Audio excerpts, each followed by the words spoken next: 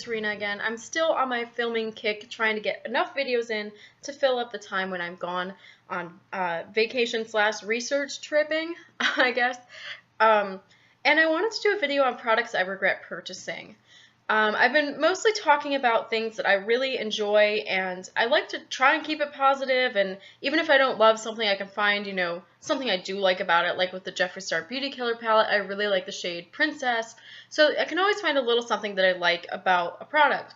But I really wanted to talk about a handful of products that just didn't work for me, like no matter what I tried, or I just don't reach for that often.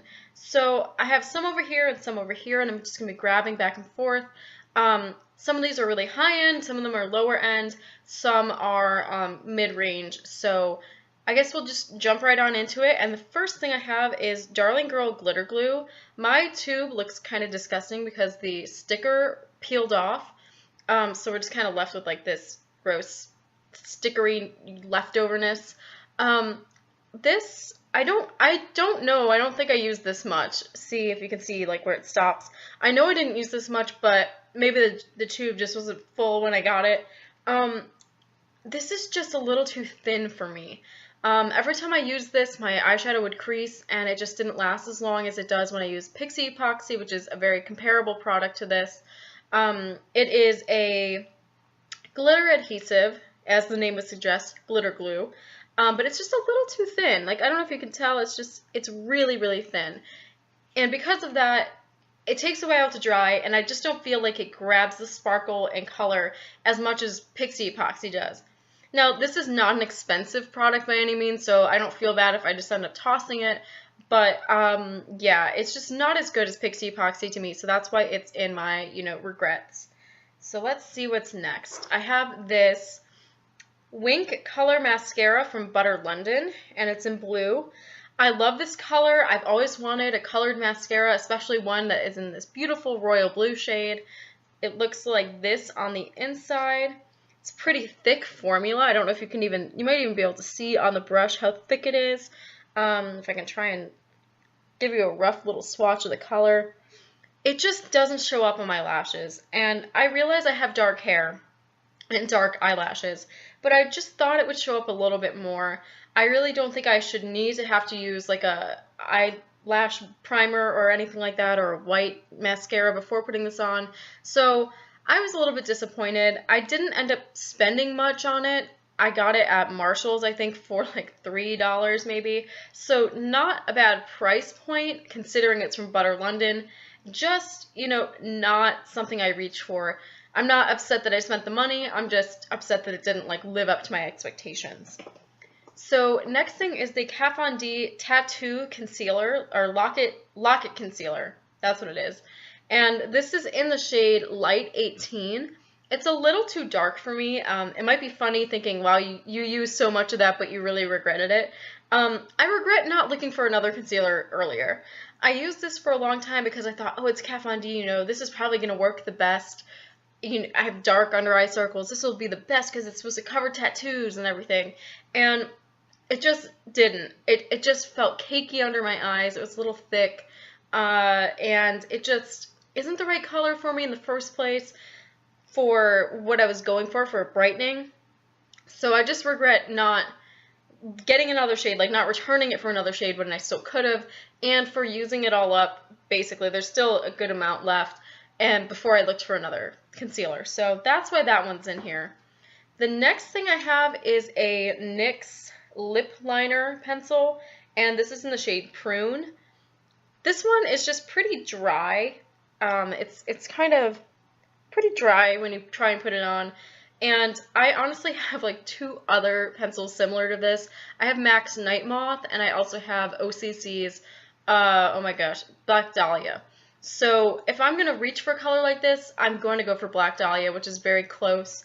So this was just kind of a silly purchase. I probably shouldn't have gotten it.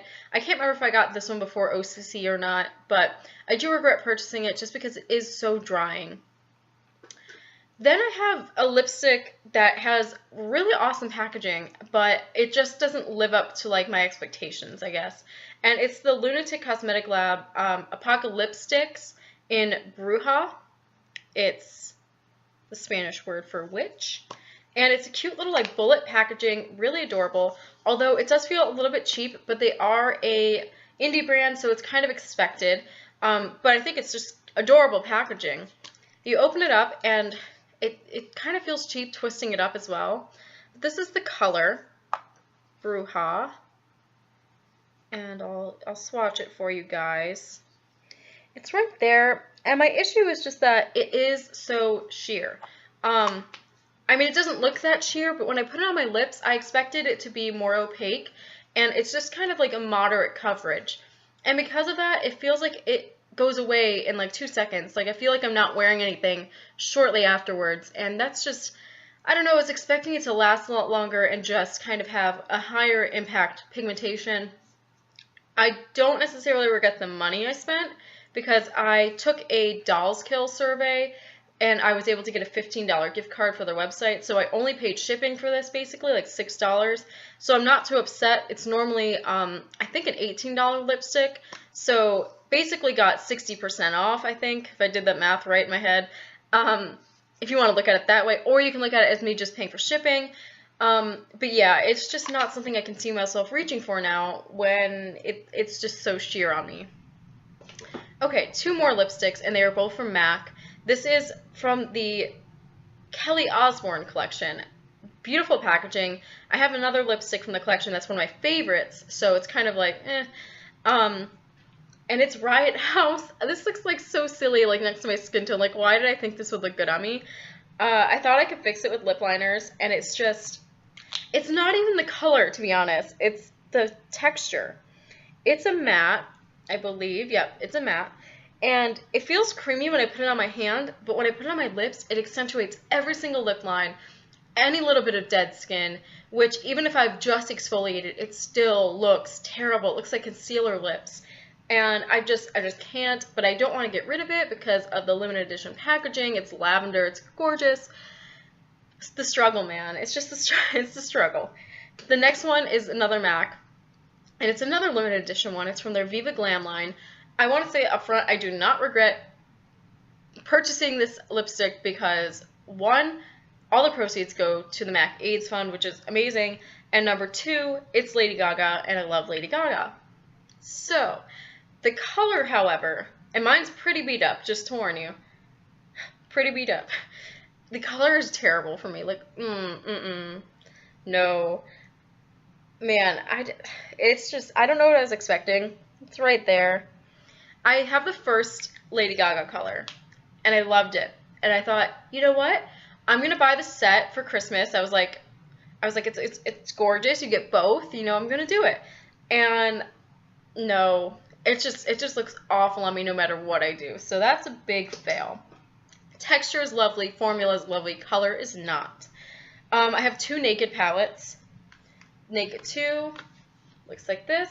You might be like, why do you regret that? You totally hit pan on the black. But the rest of them, even though I thought I would reach for it because it's all cool tones, I just don't. I reach for the first one more, which is totally not expected. And then I have the Naked Smoky, which I pretty much only use the matte shades, which is totally not worth the whole price of the palette. The other ones just aren't pigmented, and I have to use like a super sticky base to get them to show up. It was very disappointing for me. I love the packaging. I just think that's super, super bummer, you know what I mean? Like, I only use the mattes. For a smoky palette. Anyway, next one is the Urban Decay Oz palette, Oz the Great and Powerful, the Glinda one. It has beautiful packaging. I love it, but on the inside, I just don't see the cohesion with these colors. Maybe if they were more pigmented, if this purple and this peach were more pigmented, I could definitely see these going together. However, they just don't. I could only ever see myself using this taupe with this purple in a whole eye look. And anytime I tried anything else, it just didn't work out for me. So I wish they were more pigmented. That's the issue. I just don't reach for it now. And I feel sad because it's like such a cool limited edition piece of makeup. And the last item is another Urban Decay palette. I have very many Urban Decay palettes. This is the Vice 4. The packaging is gorgeous. I want to try and sell it, but at the same time I don't, just because I love the packaging. But the shadows inside were disappointing. They look like this. They're beautiful in the pan. They look like they'd be totally my shades, like that green, you know, the teal, this beautiful like fiery orange that's actually kind of similar to like the color I have in my lid, but they are so powdery, and only the mattes are really nice in this palette in my opinion, and Grasshopper the green is pretty good. But if you want to use any of those oranges, you need like a sticky tacky base. It's just not fun to work with, and honestly I just keep it around to look at it, which is not, you know, never worth the money. Yeah, but those are my current products I regret purchasing. Some of them, they were purchased a long time ago, some more recent. But yeah, I hope you guys enjoyed watching, and maybe this was helpful or enlightening, you know what I mean? Like, I've only been saying really mostly positive things about items that I have, so maybe this helped to show you what I don't really like about certain makeup products.